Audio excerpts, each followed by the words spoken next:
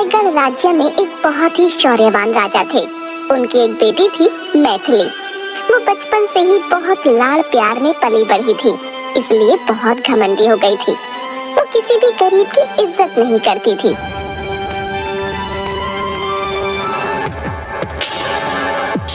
मैथिली, कहाँ हो आप? हमें मंदिर जाना है। क्या फिर से मंदिर? गुड़िया, आज तुम्हारा जन्मदिन है, तो मैंने सोचा है कि मैं तुम्हारे हाथों से गरीबों को कुछ कंबल दान करवाऊं। पिताजी, आप ही ना कंबल ही दान करने थे तो आप ही कर देते। मुझे मंदिर में ले जाने की क्या जरूरत है? बहुत कहने पर राजकुमारी मंदिर जाने को तैयार हुई।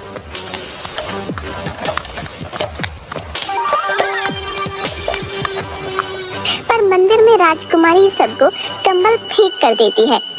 बेटा, थोड़ा इज्जत से कंबल दो। तब ये गरीब राजकुमारी को आशीर्वाद देने के लिए उसके सिर पर हाथ रखता है। ये क्या कर रहे हो तुम? दूर रहो मुझसे। फिर एक किसान वहाँ पर फलों की टोकरी लेकर खड़ा हो जाता है। महाराज, मैंने सुना है कि आज राजकुमारी जी का जन्मदिन है, तो मैं उनके लिए कुछ मीठे फल लेकर आया हूँ। राजकुमारी, देखो, तुम्हें बेर बहुत पसंद है ना? ये लो। क्या? ये भिखारी मेरे लिए फल लेकर आए हैं और आपको लगता है कि मैं इस भिखारी के हाथों से ले लूंगी? फिर फलों की टोकरी को लात मारकर वो सारे फल नीचे गिरा देती है। इन्हें कह दो ले जाए अपने फल। राजकुमारी, ये क्या बदतमीजी है? माफी मांगो इनसे, ये बड़े हैं तुमसे। नहीं पिताजी, मैं नहीं मांगूंगी माफी वाफी। और वहाँ से चली जाती है।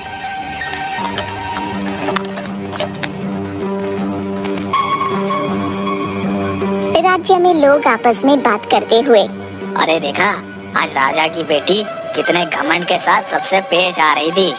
भाई, अपनी औलाद को हमारे राजा राह पर नहीं ला पाए। कहाँ हमारे राजा का बर्ताव और कहाँ राजकुमारी का घमंडी स्वभाव। सही कहा भाई, पता नहीं राजा कभी उसे सुधार पाएंगे या नहीं। किसी के साथ बात तक करने नहीं आती राजकुमारी को। शाम को राजकुमारी के जन्मदिन की दावत में सब लोग भोजन कर रहे होते हैं। पिताजी, ये आपने क्या बनवाया है? आपको पता है ना, मुझे पालक की सब्जी बिल्कुल पसंद नहीं है। और ये दही बड़े में दही इतना खट्टा। और थाली पर से उठकर चली जाती है। राजा बहुत अपमानित महसूस करता है। शाम को जब राजा अकेला बगीचे में बैठा होता है, तब उसके कंधे पर कोई हाथ रखता है। मौसी, आप? हाँ बेटा, आज मैंने सोचा कि आज राजकुमारी के जन्मदिन पर उससे मिलकर उसे आशीर्वाद दे दूंगी, पर यहाँ आकर देखा तो। मौसी, मुझे लगता है मेरी ही परवरिश में कोई कमी रह गई है, पर अब मैं क्या करूं कि वो सबकी इज्जत करना सीख जाए। मेरे पास एक तरकीब है। देख, मैं राजकुमारी के लिए कंगन लेकर आई हूँ। राजा की मौसी राजकुमारी को कंगन पहनाती हैं, पर वो कंगन राजकुमारी को चुभ जाते हैं। मौसी, आप ये क्या कर रही हो? मुझे बहुत दर्द हो रहा है, नहीं पहनना मुझे कोई कंगन। कुछ दिन बाद राजा का पूरा राज्य दूसरा राजा हड़प लेता है। राजा राजकुमारी को लेकर एक छोटे से गांव में जाकर रहने लगता है। बेटा, अब हमें यहीं रहना पड़ेगा। क्या यहीं? पर पिताजी, मैं इस झोपड़पट्टी में कैसे रहूंगी? आपको पता है ना, इन गरीबों को देखकर मेरा दम घुटता है, और आप मुझे इन्हीं के बीच में रहने के लिए कह रहे हैं। हाँ बेटा, पर तुम्हें तो पता ही है ना कि अब मेरा पूरा राज्य मुझसे छीन चुका है, तो हमें कुछ दिनों के लिए यहाँ रहना होगा। फिर राजा और राजकुमारी दोनों उसी झोपड़पट्टी में रहने लगते हैं। एक दिन राजा को काम के सिलसिले से कहीं बाहर जाना पड़ा। बेटा, कुछ दिनों के लिए मुझे दूसरे राज्य में जाना पड़ेगा, बहुत जरूरी काम है। पर पिताजी, मैं यहाँ अकेली इन भिखारियों के बीच में नहीं रह सकती। आप मुझे भी अपने साथ ले चलिए ना। नहीं बेटा, वहाँ तुम्हारी जान खतरे से खाली नहीं होगी। तो फिर आप भी मत जाइए। काम बहुत जरूरी है, नहीं तो तुम्हें छोड़कर मैं बिल्कुल नहीं जाता। अच्छा सुनो, यहाँ पर तुम्हें ही खाना बनाना होगा, और हाँ, सारा काम भी तुम्हें ही करना पड़ेगा। तुम थोड़ा अपना ध्यान रखना, और हाँ, अगर कुछ समझ ना आए तो आसपास किसी से मदद ले लेना। राजा वहाँ से चला जाता है। बहुत जोरों की भूख लग रही है, पर अब यहाँ तो मुझे ही खाना बनाना पड़ेगा। पर ये चूल्हा, ये कैसे जलाऊं? कैसे जलता है ये? वो चूल्हा जलाने की बहुत कोशिश करती है, पर फिर भी नहीं जलता। उसे ऐसे देख एक बूढ़ी औरत उसके पास आती है। क्या हुआ बेटा? कुछ नहीं, तुम्हें क्या? जाओ और जाकर अपना काम करो। अरे अपना काम ही कर रही थी, पर मैंने घर में इतना धुआं निकलते देखा तो देखने आ गई कि क्या हुआ। यहाँ आकर देखा तो तुम चूल्हा जलाने की कोशिश कर रही थी। लाओ मैं तुम्हारी मदद कर दूं। मैंने कहा ना तुम्हें, मुझे तुम्हारी जरूरत नहीं है, मैं खुद चूल्हा जला लूंगी। अच्छा ठीक है, तो तुम ऐसी ही कोशिश करती रहना। अच्छा सुनो, जला दो चूल्हा। फिर बुढ़िया चूल्हा जला देती है और खाना बनाने में भी राजकुमारी की मदद करती है। तभी उसकी पोती गंगा उसे बुलाने आती है।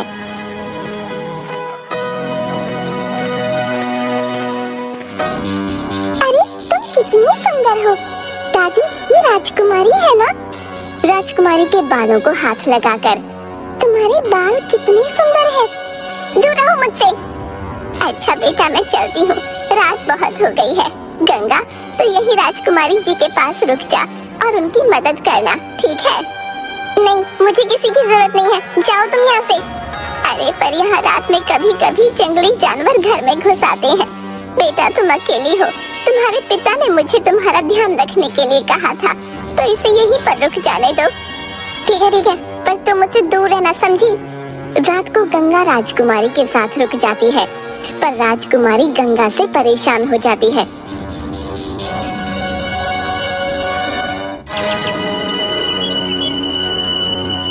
अच्छा सुनो, मुझे दूध पीना है। यहाँ पर दूध कहाँ मिलेगा? वो तो ठीक है, पर आप पहले मुझे ये बताओ कि आप गाय का दूध पियेंगी कि भैंस का? अरे किसी का भी दूध ले आओ। तो आप एक काम कीजिए, आप मेरे साथ चलिए, मैं आपको तबेले से ताजा ताजा दूध पिलाऊंगी। क्या तबेला? ये क्या होता है? चलो आज मैं आपको दिखाती हूँ। फिर गंगा राजकुमारी को तबेले में लेकर जाती है।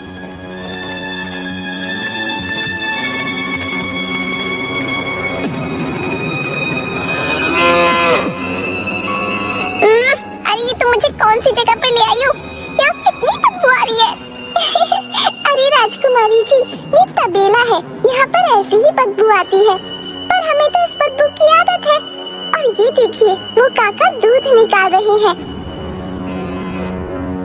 रोज आपके यहाँ दूध यहीं से जाता है, तो आपको तो ये भी नहीं पता होगा कि हम जो भोजन करते हैं वो हमारे पास कैसे आता है? मुझे पता है कहाँ से आता है। कहाँ से आता है? रसोई से आता है, और क्या? अरे रसोई से तो आता है, पर रसोई से पहले हम अनाज को खेत में बोते हैं, फिर वो 3-4 महीने उगता है, फिर कटता है, फिर उसका आटा पीसते हैं, फिर वो रसोई में आता है। अच्छा, मतलब जो खाना खाते हैं उसके लिए इतनी मेहनत करनी पड़ती है? जी हाँ।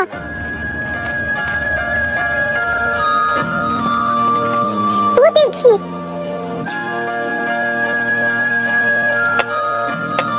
वो काका और बाकी सारे मजदूर खेत में दिन रात ऐसे काम करते हैं, तब जाकर हम खाना खा पाते हैं। अब चलिए, मैं आपको आपके घर तक छोड़ देती हूँ। गंगा और राजकुमारी दोनों घर चली आती हैं।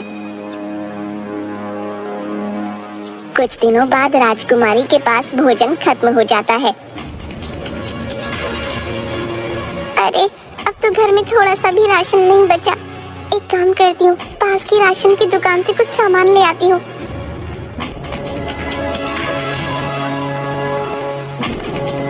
काका कुछ चावल, थोड़ा आटा और दाल दे दीजिए। ठीक है बिटिया। सामान लेकर राजकुमारी जाने लगती है। अरे बेटी पैसे? पैसे? पर वो तो मेरे पास नहीं है। क्या पैसे नहीं है? पर तुम मुझसे बिना पैसे में सामान नहीं ले जा सकती। पर काका मैं बहुत भूखी हूँ और घर पर कुछ भी खाने को नहीं है। मैं भी ले जाऊँ, फिर आपको बाद में पैसे चुका दूंगी। नहीं, मैं बिना पैसे में तो अपनी माँ तक को सामान ना दूं, तो तुम किस खेत की मूली हो? काका, इस सामान के बदले आप जो बोलेंगे मैं वो करने को तैयार हूँ, पर अभी मुझे सामान ले जाने दीजिए, मैं बहुत भूखी हूँ। अच्छा तो एक काम करो, मेरे खेत में कुछ काम है, तुम वो खत्म करके दे दो, मैं तुम्हें ये सारा सामान ले जाने दूंगा। ठीक है काका। फिर राजकुमारी दुकानदार के खेत में उसका बताया हुआ सारा काम करती है। तब उसे एहसास होता है कि वो जिस खाने का अपमान करती थी वो कितनी मुश्किल से उगाया जाता है। कुछ समय पहले मुझे खाने की कदर नहीं थी और आज खाने के लिए मुझे कितनी मेहनत करनी पड़ रही है। फिर वो काम करके अपना सामान घर ले जाती है। राजकुमारी को बहुत तेज बुखार आ जाता है। राजकुमारी जी, राजकुमारी जी, अरे आप तो बहुत कांप रही हैं। फिर गंगा राजकुमारी के हाथों को अपने हाथ में लेकर मसलने लगती है, तो देखती है कि उसके हाथों में छाले पड़ गए हैं। अरे आपके हाथों में तो छाले हो गए, मैं अभी दादी को बुलाकर लाती हूँ।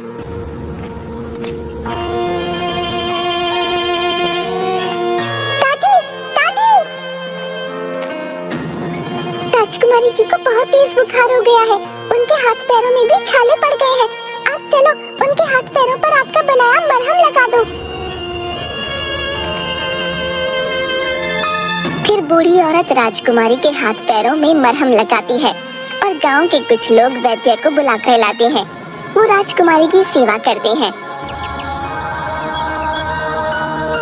राजकुमारी सुबह उठती है तो देखती है कि उसके लिए सभी गांव वाले बहुत परेशान हो रहे हैं और गंगा को उसके पैर दबाता देख राजकुमारी बोलती है, अरे गंगा, तुम ये क्या कर रही हो? हटो यहाँ से। मुझे पता है राजकुमारी जी, आपको मैं बिल्कुल पसंद नहीं हूँ, पर आपको कल रात से बहुत तेज बुखार था, बस इसीलिए हम सब यहाँ पर। ये सब सुनकर राजकुमारी का सारा घमंड चूर चूर हो जाता है। तभी राजा वहाँ आ जाता है। अरे बेटा, मैंने सुना था कि तुम्हें बहुत तेज बुखार हो गया है, अब तुम ठीक हो ना? हाँ पिताजी, अब मैं ठीक हूँ। फिर राजकुमारी राजा को सारी बातें बताती है। मुझे माफ कर दो मेरी बच्ची, मेरी वजह से तुझे ये सब काम करना पड़ा। अरे नहीं पिताजी, आप ये बताइए आपका काम हो गया? तभी एक सिपाही वहाँ आ जाता है। महाराज चलिए, रथ तैयार है। कहाँ चलना है पिताजी? हमारे महल में बेटी। पर महल तो? नहीं बेटी, वो सब नाटक था, तुम्हारे घमंड को तोड़ने के लिए। क्या नाटक था? पर मैं कुछ समझी नहीं। हाँ बेटी, नाटक। हमारा महल सुरक्षित है और मैं तुम्हें यहाँ इसलिए लाया था ताकि तुम गरीबों की इज्जत करना सीख जाओ और तुम्हें पता लगे कि जिस भोजन के लिए तुम अपमान करती थी उसे उगाने के लिए कितनी मेहनत करनी पड़ती है। और अब मुझे लगता है कि तुम्हें ये सब समझ आ गया है। गंगा, इधर आओ, मुझे मेरे बर्ताव के लिए माफ करना और मैं हाथ जोड़कर सभी राज्यवासियों से क्षमा मांगती हूँ। पिताजी, आज के बाद मैं सबके साथ मिलकर अपनी प्रजा की सेवा में रहूंगी। वाह बेटी वाह, आखिरकार मौसी का ये प्रयास रंग लाया। महाराज की जय, महाराज की जय, राजकुमारी जी की जय, राजकुमारी जी की जय। महाराज की जय, महाराज की जय, राजकुमारी की जय, राजकुमारी की जय। फिर राजा और राजकुमारी दोनों महल चले जाते हैं।